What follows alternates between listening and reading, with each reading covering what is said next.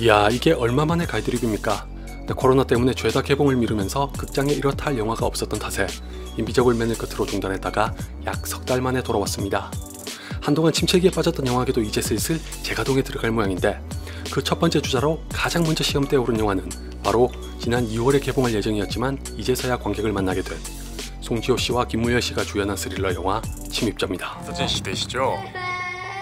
동생분 말인데요. 찾은 것 같습니다. 오빠. 이 영화는 주인공인 서진이 20년도 더 전에 헤어졌던 동생인 유진을 기적적으로 만나면서 시작합니다. 당연히 기나긴 세월을 슬픔에 빠져 지냈던 부모님은 더없이 기뻐하며 딸을 맞아들이지만, 서진은 자신의 실수 때문에 벌어졌던 사고라며 자책하다 못해 트라우마에 시달렸던 탓인지 동생을 대하는 게 껄끄럽습니다. 그런 오빠와 달리 유진은 뒤늦게 만난 가족들에게 최선을 다해 금세 다가서고, 부모님과 서진의 딸도 유진을 전적으로 믿으면서 의지합니다. 덩달아 서진의 경계심도 누그러드는 기미가 보이던 찰나, 유진에게서 미심쩍은 기운이 엿보이더니 급기야 아무도 모르는 사이에 유진이 온 가족과 집의 통제권을 손에 쥔 채 마음대로 조종하고 있다는 걸 깨닫습니다. 그렇게 오직 자신만이 동생의 진면목을 직시하고 있었다는 걸 확인하면서 사건을 해결하려고 하지만 이미 수렁에 빠진 가족과 주변 사람들은 도리어 서진을 의심합니다. 오빠, 나야. 나 왔어. 나 왔다니까. 결론부터 말씀드리면 침입자는 코로나로 망가졌던 영화계와 극장가에 희망을 불어넣을 수 있는 신호탄이라고 하기에는 꽤 실망스럽고 허망합니다. 이런 얘기를 해야 해서 저도 매우 유감스럽지만, 이 영화는 딱 제가 조금 전까지 말씀드렸던 부분까지만, 그러니까 본론이 막 펼쳐지는 중요한 순간부터 여지없이 균열이 대거 발생하면서 종국에는 처참하게 무너집니다. 그나마 밑밥을 까던 전반부는 그럭저럭 견디면서 볼만한데, 정작 그 밑밥으로 관객을 낚아야 하는 시간이 찾아오면 아니하거나 허둥대기 바빠서 뭐 하나 제대로 수습하지도 못한 채 완전히 침몰합니다. 개인적으로는 유진이 가족을 어떻게 사로잡았는지의 비밀이 비교적 빨리 밝혀지는 걸 보면서 실소가 절로 터졌습니다.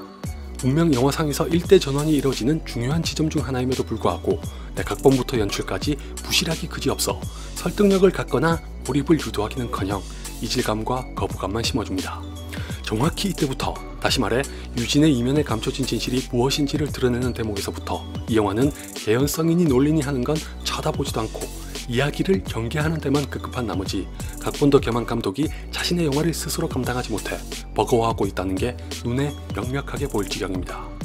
어쩌면 유정과 미드소마처럼 현실을 발판으로 삼아 초현실적이거나 오컬트스러운 영화를 만들고 싶었던 것 같기도 하지만, 결과적으로는 아리 아스터 감독이 얼마나 대단한 사람인지를 재삼할 수 있게 하는 반면교사의 예로 그치고 맙니다. Tomorrow's a big day. Is it scary? 침입자가 이렇게까지 망가질 수밖에 없었던 이유를 단 하나로 정리하면 바로 일전에 말씀드렸던 바 있는 데우스 엑스 마키나입니다.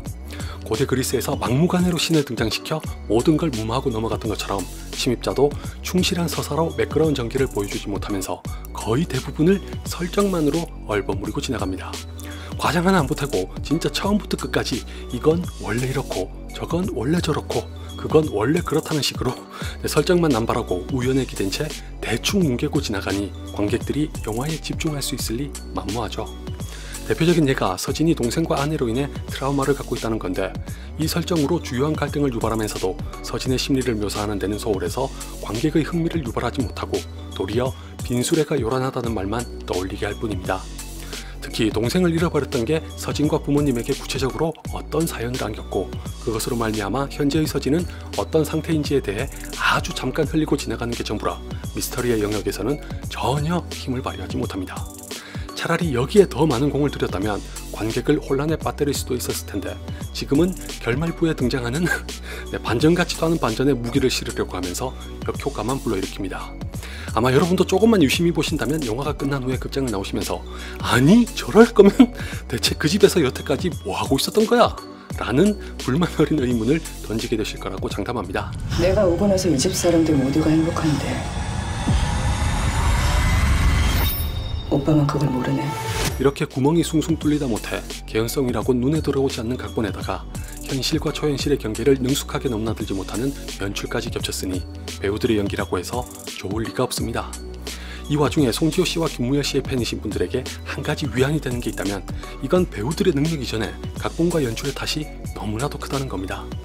좀 전에 말씀드린 대로 이 영화는 설정과 우연에 대한 의존도가 절대적이다 보니 캐릭터의 성격마저 제멋대로입니다. 서진과 유진 모두 무슨 조울증이라도 걸린 것처럼 뜬금없이 들쑥날쑥하는 방국에 제대로 된 연기로 보인다면 그게 더 이상하겠죠.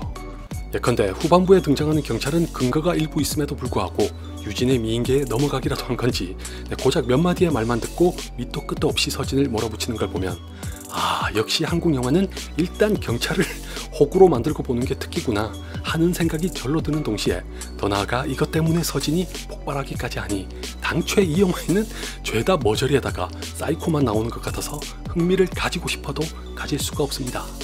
가족을 테마로 잡은 것도 좋고 마지막에 서진의 결단에 담긴 주제도 좋지만 아무래도 침입자는 이것만으로 호감을 갖거나 다독여주기에는 여러모로 턱없이 부족한 영화라는 게 정말 아쉽네요.